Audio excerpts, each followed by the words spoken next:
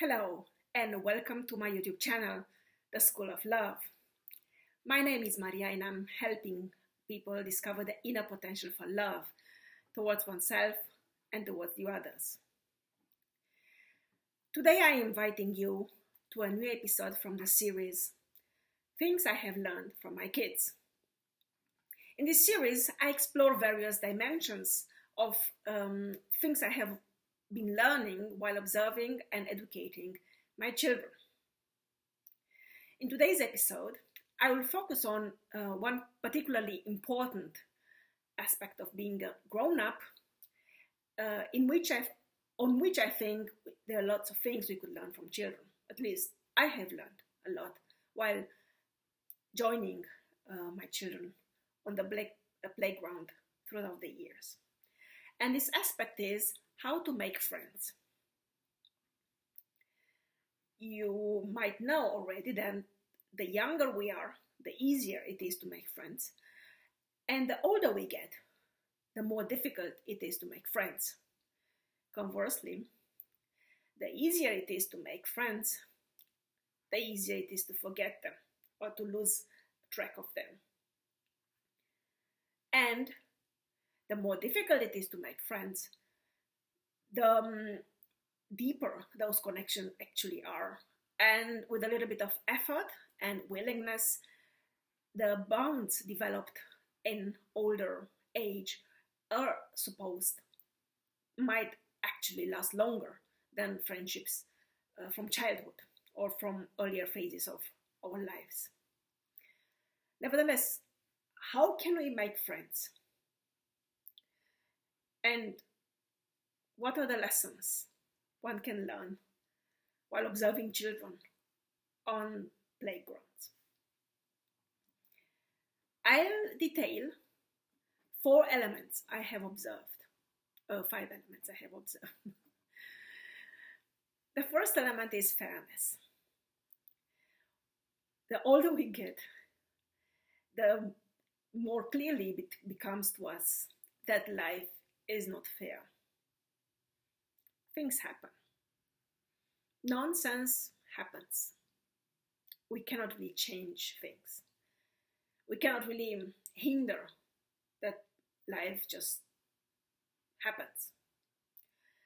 However, keeping inside that being fair, regardless of what life throws at us.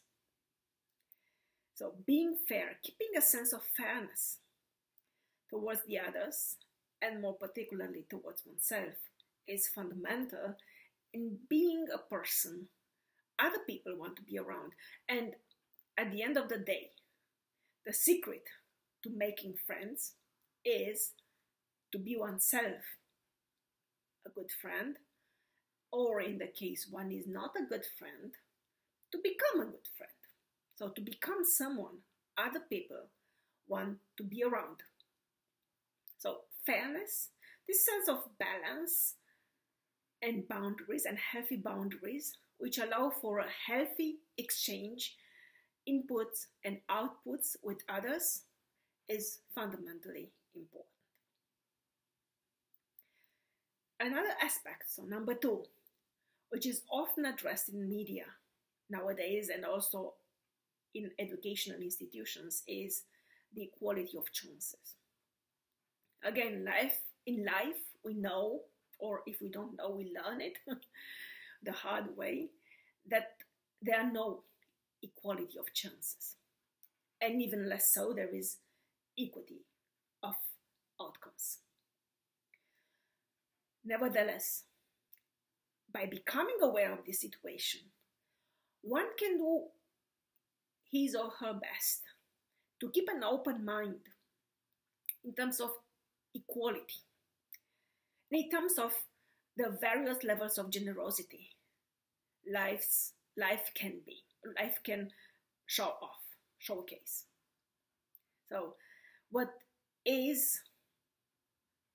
one takes for granted in terms of chances might be for someone else simply unimaginable. And it is important to be aware of that And in being aware, or at least becoming aware of it, one can take over a more equality-oriented attitude towards the others and towards oneself.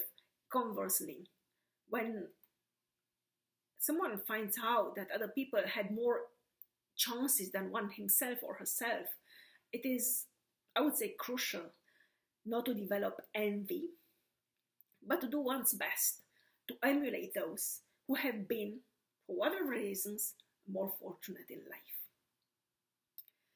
Number 3, be a graceful loser. Regardless of how protected one grows up, life happens and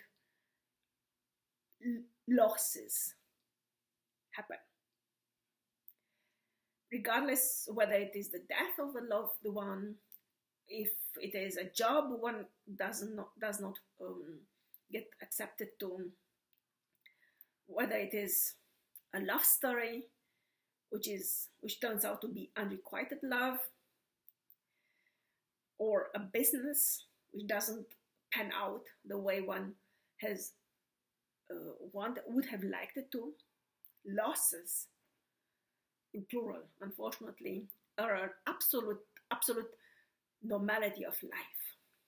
And learning to deal gracefully with losses and not whining more than absolutely necessary is really in itself a very important, big part of the art of living and of becoming a person other people want to be around. Conversely, when other people lose by being oneself, a good loser, someone who can deal with setbacks and resiliently stand up again and move forward, that person becomes a role model, a sort of lighthouse for others. And such a person is just fundamentally charismatic, and people want to be around him or her. Tied to number 3 comes number 4, which is be a compassionate winner. Do not brag about your victories, about your achievements, about your super abilities, and about how great you are. Be compassionate and be humble.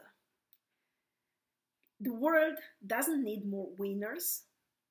The world needs more people who can share their victories with others without bragging, or even worse, without humble bragging, and without making others feel as if they just deserve it or they are entitled to winning.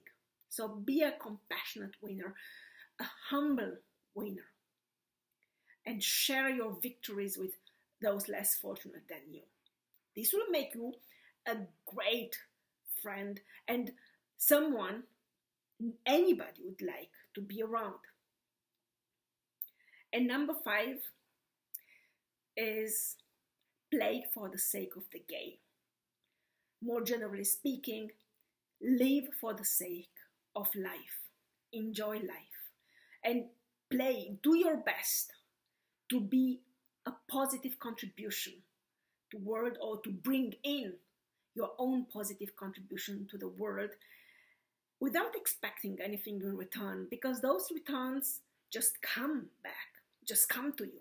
But do not do things so that something back comes to you.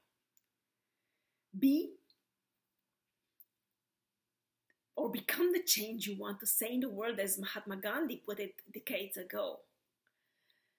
Play for the sake of the game. Live for the sake of life. Live for others. And you'll never, ever need to worry about having friends around you, in good times and in bad times. Thank you for watching. I'm looking forward to seeing you again very soon. Love and peace to you all.